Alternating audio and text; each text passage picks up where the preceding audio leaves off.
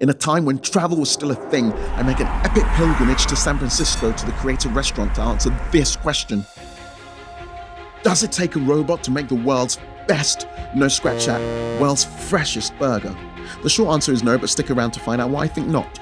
So why did I want to go and check out a robot making burgers? Well, if you've been watching a bunch of my videos, you'll know that I'm quite into my kitchen gadgets, and what greater gadget than a robot that makes burgers for you. So I particularly had a personal interest to go and check it out. But also, as I've mentioned before, I do have my own burger and hot dog restaurant in Shanghai. So I am always on the lookout for any restaurants that are doing anything interesting that I can kind of steal ideas from to take back. So of course, this is the perfect place to go and check out if you really need robots to make the perfect, or I should say really, the freshest burgers. Okay, so quick answer is no, you don't need a robot to make the freshest burger in the world, but it helps. And as a side note, yes, these robot thingamajiggies will probably mean a lot of people lose their jobs. So I make my epic pilgrimage to the Creator restaurant located in downtown San Francisco in the height of summer. That's me wearing a yellow sweater in the height of summer. What can I say? San Francisco weather is just plain weird. Anyway, upon entry, I was immediately greeted by these two 14-foot things of beauty. Rose gold, glass and wood burger-making robots. Now, if you're anything like me, you probably expected to see something like this flipping burgers rather than this. So I went to my friend Google to find out what is the difference between a robot and a machine. And thanks to Toyota Children's Question Room, it turns out machines can precisely repeat premeditated motions. Robots can do that too, but they can do even more.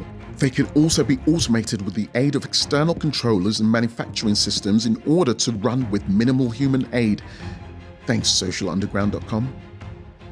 So each with its 350 sensors, 50 actuators and 20 computers truly class as the world's first burger-making robots.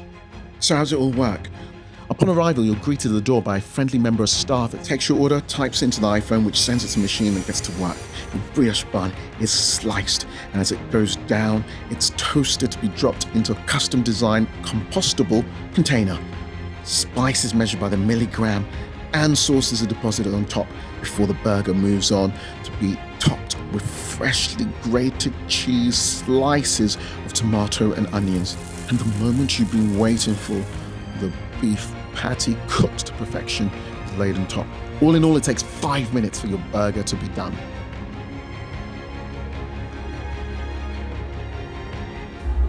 Cop a load of these pretty things. Okay, so of course, the proof of the pudding is in the taste. It looks great. I'll say that. Ooh, some of the tikka sauce is coming out. We've got the sauce, some onions, some pickles, and this special sauce. Let's get in there.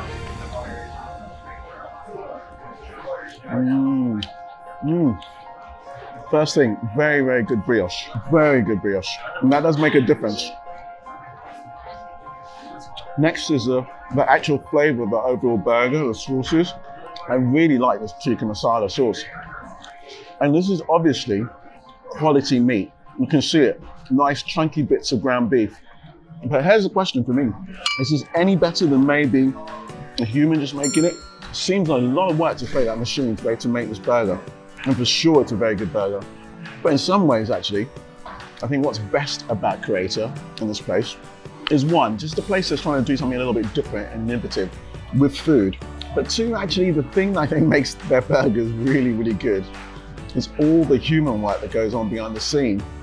So that's their sourcing, their attention to detail and quality is really what makes it a great place to have a burger.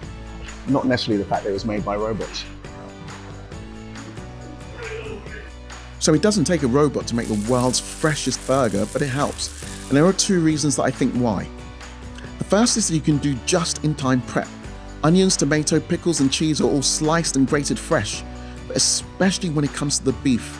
The robots are created ground the meat fresh, and rather than smushing everything together, the strands are kept aligned and pressed together, making for a great juicy mouthfeel every single bite. The second reason, of course, is that you save on costs. And not the creators' main aim is to have no humans. There were plenty of staff getting on with other interesting jobs around the restaurant.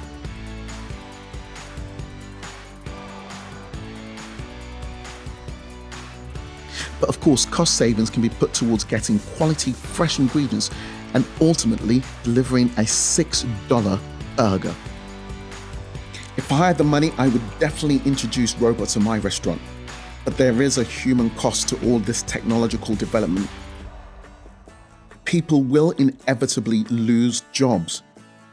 In spite of this, I still think there is a silver lining to all of this. We have been through this kind of disruption before. In the early 1900s, 40% of the US population lived and worked on farms. Nowadays, it's down to just about 1%. I'd like to think all those people are now pursuing more interesting things with their lives than doing back-breaking work on farms. In the same way, I'd like to think that maybe in 50 years, we won't be looking back longingly for those burger flipping jobs to return, because we'll also be pursuing more interesting things with our lives, like maybe making YouTube videos.